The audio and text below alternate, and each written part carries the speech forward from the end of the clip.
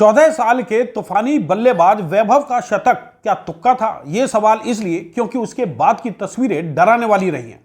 वो वैभव सूर्यवंशी जो 35 गेंदों में शतक जमाया था, वो बाद के 2 मैचों में देखने को नहीं मिला।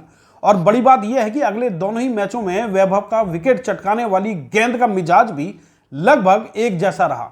जिस गेंद के चलते वैभव पर प्रश्न चिन्ह लग गए हैं, उनकी शतकीय पारी को तुक्का समझा जा रहा है, उस पर हम आएंगे। लेकिन उससे पहले जरा जो कुछ भी 14 साल के खिलाड़ी के साथ हुआ, उसने किया है, वो भी जान लीजिए। 14 साल के वैभव ने 19 अप्रैल को आईपीएल डेब्यू किया, लेकिन उन्होंने दुनिया भर का ध्यान अपनी ओर 28 अप्रैल को तब खींचा जब उन्होंने गुजरात टाइटंस के खिलाफ तूफानी शतक लगाया।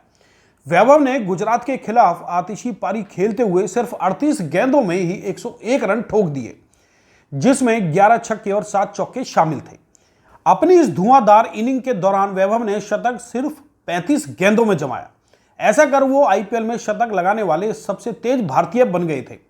वो आईपीएल ही नहीं, T20 क्रिकेट के भी इतिहास में शतक लगाने वाले सबसे युवा खिलाड़ी बने। मगर गुजरात टाइटंस के खिलाफ लगाई उस शतक के बाद क्या हुआ? वैभव सूर्यवंशी 1 मई को खेले अगले ही मैच में मुंबई इंडियंस के सामने खाता तक नहीं खोल सके। 2 गेंदों का सामना करने के बाद उन्होंने 0 बनाया, मतलब शतक के बाद बतक। खैर, यहां तक तो मामला ठीक भी रहा, लेकिन 4 मई को केकेआर के खिलाफ मैच में भी उनकी पारी 2 गेंदों में ही सिमट गई। और यहीं से उस सवाल ने जन्म ले लिया, क्या शतक तुक्का था? सवाल यह भी है कि सवाल उठा क्यों? तो वो इसलिए क्योंकि शतक जमाने के बाद खेली दोनों ही पारियों में वैभव लगभग एक ही तरीके की गेंद पर घुटने टेकते दिखे। मुंबई इंडियंस के खिलाफ वो दीपक चाहर की 4th स्टंप पर कराई गई गेंद को मारने के चक्कर में कैच थमा बैठे। ठीक वैसे ही कोलकाता के खिलाफ वैभव अरोड़ा की आउट स्विंगर उनके डग आउट लौटने की वजह बन गई।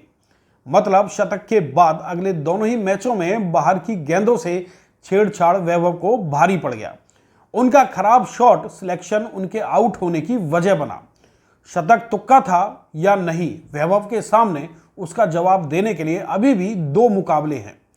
राजस्थान को अगले 2 मैच सीएसके और पंजाब किंग्स से खेलने हैं। उम्मीद यही है कि पिछली 2 पारियों में जिस तरह के शॉट सिलेक्शन उनसे देखने को मिले, वैसे नजर ना आए और वो वहीं तूफानी वैभव सूर्यवंशी की तरह नजर आए, जो गुजरात के खिलाफ खेलते हुए दिखाई दिए।